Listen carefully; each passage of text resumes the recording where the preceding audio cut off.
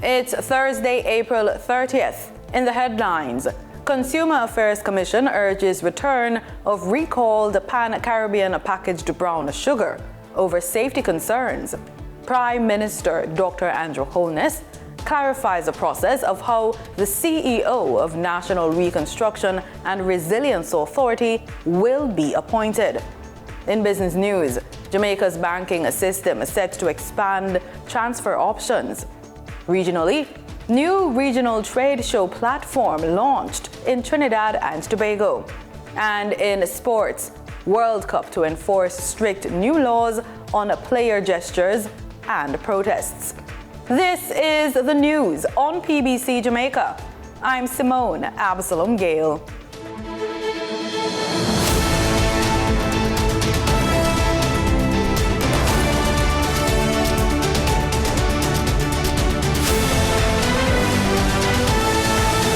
The Consumer Affairs Commission, CAC, is urging consumers who have purchased Pan-Caribbean Sugar Company Limited's packaged sugar to return it to the point of sale to seek appropriate redress. This after Pan-Caribbean Sugar Company Limited issued a product recall this week, notifying consumers that packaged brown sugars in sizes 0.5 kg, 1.0 kg, and 2.0 kg with manufacturing dates March 30 to April 12, 2026 are being recalled. Consumers are to look for the following batch numbers: January 26 to January 2028, February 26 to February 2028, and March 2026 to March 2028. The Consumer Affairs Commission says under Consumer Protection Act, consumers are entitled to remedies where goods are found to be faulty or do not match the description provided at the time of purchase. Remedies include repair, replacement, or refund. New rules requiring consultations with communities affected by the reconstruction projects are among key changes to the National Reconstruction and Resilience Authority legislation passed after a marathon sitting in the House of Representatives this week. Lawmakers debated into early hours of Wednesday, approving 20 amendments to the bill aimed at guiding Jamaica's post-disaster rebuilding following Hurricane Melissa.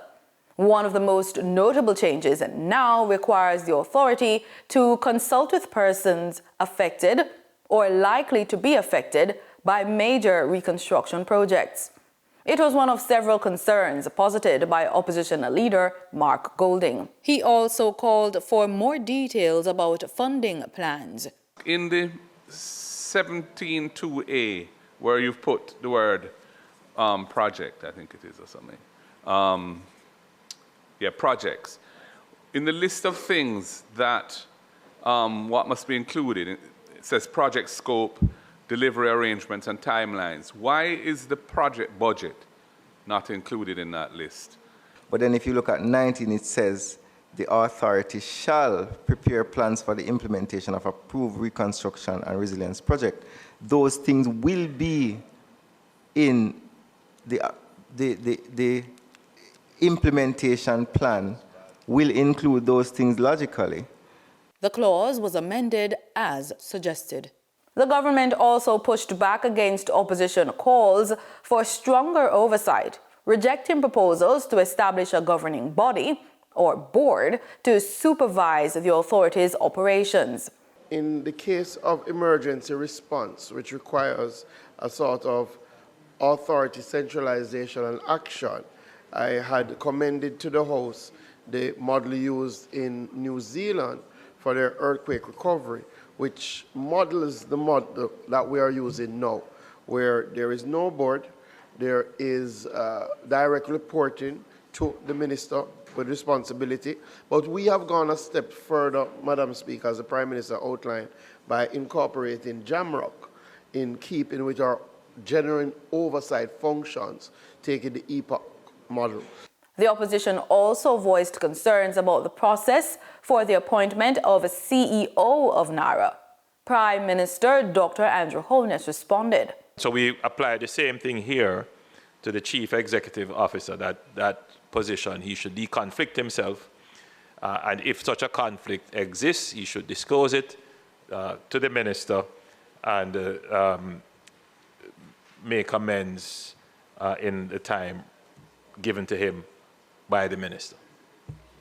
Dr. Holness also reiterated that the NARA will coordinate rebuilding efforts and fast-track major investments seen as critical to economic recovery and national resilience. Key aspects include the initial $10 billion allocation for roof repairs and mobilizing over $1.5 billion in private investment for resilient construction. The bill now moves forward to the upper house for another round of debate. A warning that Jamaica's long-standing productivity challenges may be rooted in deep systemic failure in the education system. Opposition spokesman on education, Damian Crawford, says weak educational outcomes are leaving growing numbers of young people unprepared for meaningful participation in the economy. Speaking during the sectoral debate in the House of Representatives, Mr. Crawford argued the problems span the entire system, from early childhood education to the labor force, while pointing to rising numbers of unqualified workers, growing inequality between schools, and a shortage of teachers. Here's more in this report from Danita Rodney. In his contribution in the House of Representatives on Tuesday, Mr. Crawford says the evidence of failure across Jamaica's education system is widespread and long-standing, describing it as structural and policy-driven. The evidence of failure is documented, consistent, and undeniable. The causes of failure are structural, chronic, and policy-driven, and the inadequate responses are generally immaterial and has fallen catastrophically short of what is necessary. Failure, as we indicated, Madam Speaker, is consistent across every level of education. The evidence of failure is not isolated and is systematic. He argued that the system is not adequately preparing students for productivity and economic participation. Madam Speaker, it is the duty of education to transition our children up each floor and eventually across onto the bridge of productivity and economic participation. However, that failure is stark. Mr. Crawford pointed to a sharp rise in the number of people entering the workforce without qualifications, growing from about 727,000 in 2020 to roughly 887,000 in 2025. In just 5 years, approximately 160,000 more persons have entered the workforce without qualification. This is larger than some of our parishes' population. Additionally, our men are extremely at risk, as in 2025, 560,000 of the men in employment was without any form of qualification, and for women, 327,000. This, I must point out, Madam Speaker, does not include the 722,000 that is not within the labor force, the set that have withdrawn themselves from seeking opportunity to work. He also highlighted an increase in young people classified as not in education, employment, or training, and criticized the performance of Heart NSTA Trust, saying certification rates remain too low. One would be surprised to note that the certification rate of those persons was only 39.3%. Of the 137,422, only 53,669 were certified. This indicates that over 80,000 having been enrolled for that particular year did not achieve the most basic of certification. The opposition spokesman on education further raised concerns about inequality between schools, limited access to technology, hunger among students, and the migration of teachers, particularly in mathematics and science, warning the challenges threaten the country's future productivity. For the news on PBCJ, I am Danita Rodney. The mace and the marshal play a critical role in upholding order and authority in Jamaica's parliament.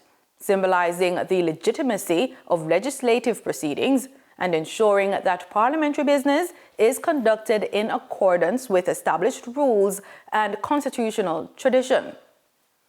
The Marshal is responsible for guarding the mace and maintaining order during parliamentary sessions, ensuring that the proceedings follow established protocols. He also has the authority to remove parliamentarians who are disorderly. Together, they represent the dignity, authority, and legitimacy of the legislative process in Jamaica. Marlon Samuels tells us more about this symbol of political will. At the start of the sittings of Jamaica's Parliament and the Senate, a silver, gilt and gold ornamental club about 5 feet in length is carried into the chamber. It is a historic symbol of authority. It's called a mace and dates back to the 1700s. This is a symbol of authority, representing Her Majesty. Without the mace, procedures of Parliament laws cannot be enacted, repealed, or made. The mace acts as that authority. Not only acts as authority, but is placed in the correct position in the Parliament as well. We have 2 maces in Jamaica. We have 2 houses, and each house has its own mace. But both of them perform the same function, representing the monarch.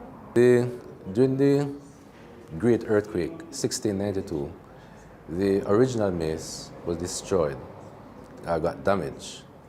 Therefore, a resolution was made for a new mace to be made in England.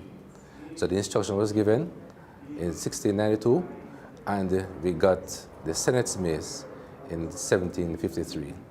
From hence, we have been using the Senate mace until later in years, we got a second mace, that came about in 1757, and we have been using that mace since. The maces are stored in a strong room in the Speaker's office, and that strong room has 2 locks to it. So it is in a safe area and cannot be entered unless it is the Speaker or the Marshal to the Houses of Parliament. Time now for the Business Report with Denise Williams.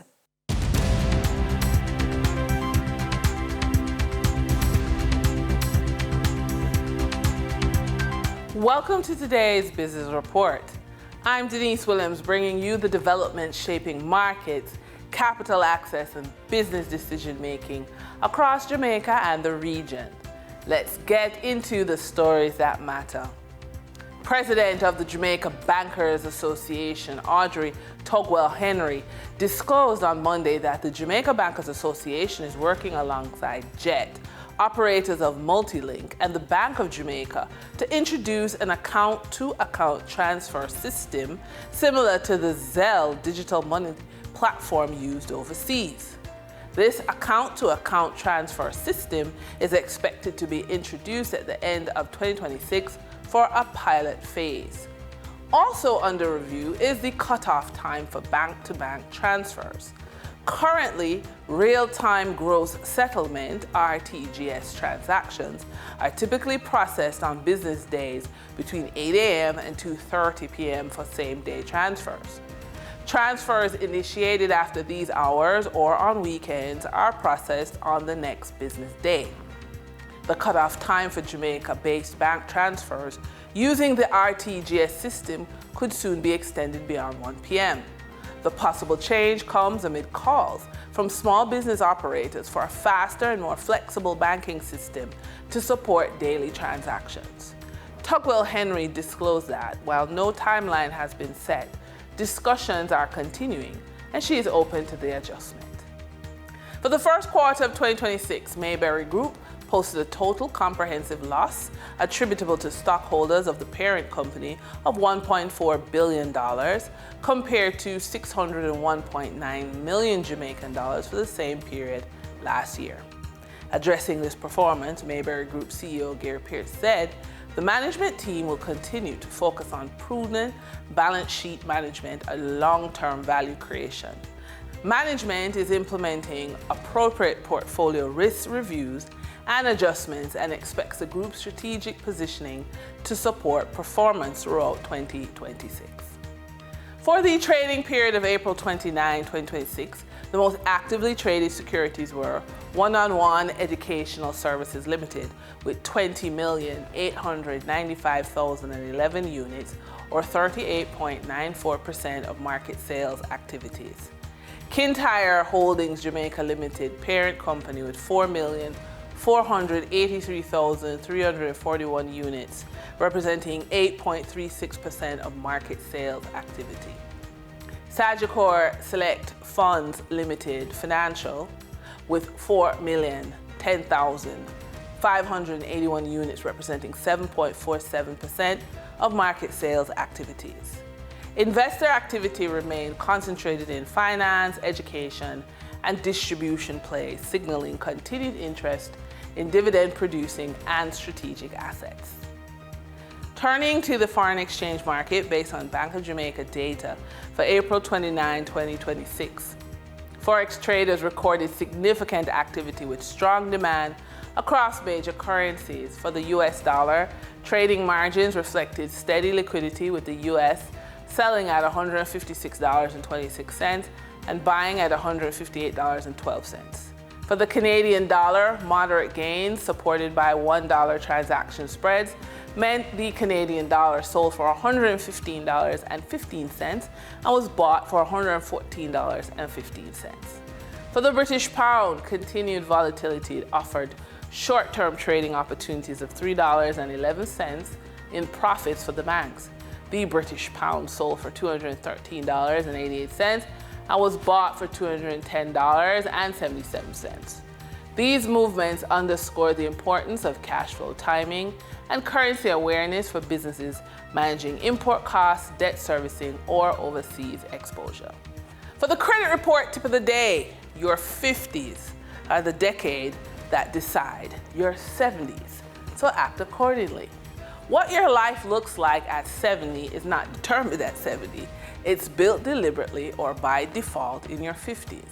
This is the window where small, consistent moves compound into stability, or missed decisions turn into limitations later. Here's how to actively prepare.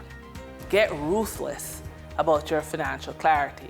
Guesswork is expensive at this stage, so calculate exactly what you own, what you owe, and spend. Then identify income sources you can rely on at 70 plus. Close your financial leaks, such as the high interest debt or unnecessary expenses. If you don't know your numbers, you can't control your outcome. And then strengthen and protect your credit profile. You may not need credit often, but later when you do, it must work for you. So pay everything on time, keep your credit utilization low, and fix errors on your credit report immediately. And maintain a small number of active, well-managed accounts. Think of credit at this stage of life as a backup system, not a lifestyle. Your 50s are not a wind-down period, they're a positioning decade. Every debt reduced, every system simplified, every income stream built is a step toward independence later. So by the time you reach your 70s, the goal is simple: stability, flexibility, and control without stress. And that's today's business report. I'm Denise Williams, bringing clarity to capital, markets, and strategy. Until next time, stay informed, stay intentional, and keep building forward. See you soon.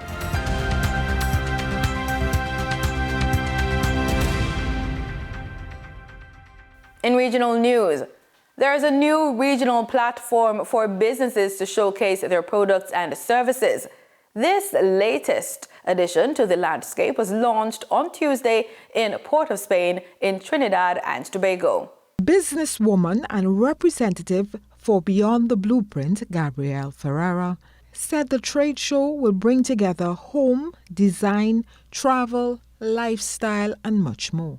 This as she shared some of the details of the region's latest trade show at Tuesday's launch.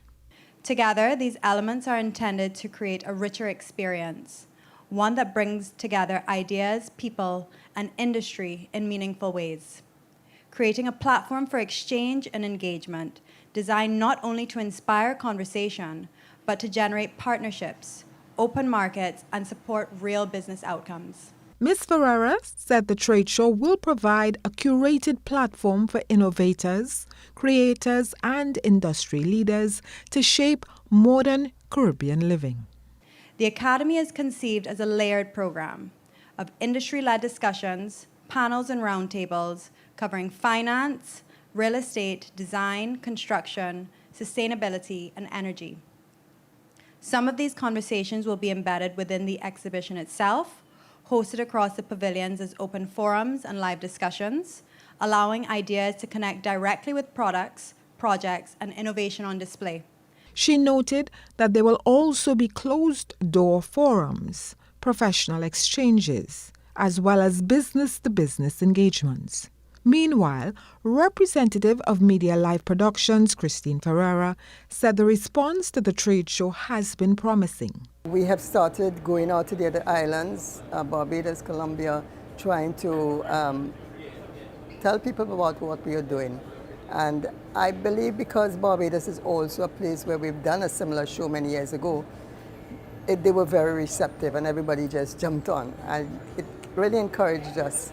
Beyond the Blueprint will be held at the Center of Excellence in Mokoya from October 29th to November 1st, 2026. Terry Ann Brown Campbell, TTT News. In Guyana, political scientist Dr. David Hines is criticizing the country's foreign policy, calling it hypocritical, and saying the country has, quote, betrayed, end quote, longtime ally Cuba. He argues this weakens Guyana's moral authority to urge regional unity, even as diplomatic tensions rise over Venezuela's Essequibo claim. More from HGP Nightly News. Venezuela's acting president, Delcy Rodriguez, is facing criticism from Government Minister Priya Manijan for wearing a brooch depicting Venezuela's map with Guyana's Essequibo region included. Rodriguez was wearing the brooch during a recent meeting with Prime Minister of Barbados, Mia Mottley. Political scientist Dr. David Hines has called out Barbados and any other CARICOM counterpart that is mum on this matter. And so these small societies, these small economies are being pushed by that tide of transaction. So whether it's Mia Mottley or Kamala or our president here, they're all being transactional. Dr. Hines noted that Ghana emerges as a crucial player within CARICOM, but its treatment towards Cuba is now inherently haunting them. If Ghana can effectively foster unity among Caribbean nations, it may help navigate the transactional tendencies that now dominate regional politics, he reasoned. So therefore, Dr. Hines, if I understand you correctly, Ghana is in no position to criticize the Caribbean because it's like they're doing the same thing. So if me go there to Venezuela and talk to the lady with our territory on her chest and think, Cuba would say, look what you do to us. Hines highlighted the Caribbean nations face the dilemma of balancing national loyalty with regional cooperation amid economic pressures. Prime Minister Mottley has on numerous occasions vocalized the importance of regional integration and has praised Trinidad's stance against Venezuela's aggressive behavior. However, her more recent engagements with the Venezuelan regime suggest a complex balancing act. I am arguing that at this time when we have this tide of transaction, we have to turn to culture as a means of surviving and then overcoming. Antonio De reporting for the AGP Nightly News. In Antigua and Barbuda, the Health Ministry has made significant progress in its push to revamp mental health services. Work is continuing toward the tabling of the Mental Health Bill 2026 as the opening of the state-of-the-art facility happened this week. Regib Aparicio reports. Mental health care here in Antigua and Barbuda will soon be transformed as a more holistic approach is adopted. The new legislation, which the Health Ministry is aiming to have tabled this year, is nearing its final stages. That update is provided by Deputy Chief Medical Officer Dr. Terry Ann Joseph. Speaking to ABS News ahead of Mental Health Month commemorated in May, Dr. Joseph says the Health Ministry's goal is to remove stigma surrounding seeking support. It's about getting the support that you need, the systems that you need without, any sort of embarrassment. And like you said, May is Mental Health Month, and the theme for this year is action. And clearly, for us here in Antigua, what we're doing shows that we have taken action, and we will continue to take action to ensure that everybody has access to good mental health services. A core component of the revamped healthcare services is the opening of a new mental health care facility in Seaview Farm. Dr. Joseph estimates that facility will be opened before the end of the year. It's like the first point of contact if you need that additional help in navigating life. Life is difficult. Life has its challenges, and sometimes you need that extra support to be able to navigate life, make sound decisions. So there will be therapy, occupational therapy, nutrition department, because how you eat affects your health as well. So it's holistic, it's wellness-based. During the 55th regular session of the OAS General Assembly held in this country last year, Antigua and Barbuda spearheaded a special event, uniting the Americas for mental health from commitment to action. Updating its mental health care framework is part of this country's commitment to improving safety nets and moving the conversation forward. The Mental Health Bill will replace the Mental Treatment Act of 1957. Rakib Aparisi reporting for ABS News. In sports, football's rule makers have approved 2 new laws that could see players sent off at this summer's World Cup for covering their mouths and for walking off the pitch in protest. It is a gesture that became impossible to ignore, a player shielding his mouth mid-confrontation. Now, football's lawmakers say, enough. It is a gesture that became impossible to ignore, a player shielding his mouth mid-confrontation. Now, football's lawmakers say, enough. The International Football Association Board, meeting in Vancouver, has approved 2 new rules at FIFA's request. Players who cover their mouths when speaking to opponents during confrontations could be shown a red card. So too could players who leave the pitch in protest at a referee's decision.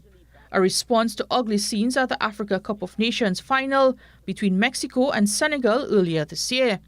The decision was triggered partly by an incident in February when Benfica's Gianluca Prestiani raised his shirt while talking to Real Madrid's Vinicius Jr. in a Champions League match. He was later found guilty of homophobic comments and banned for 6 matches.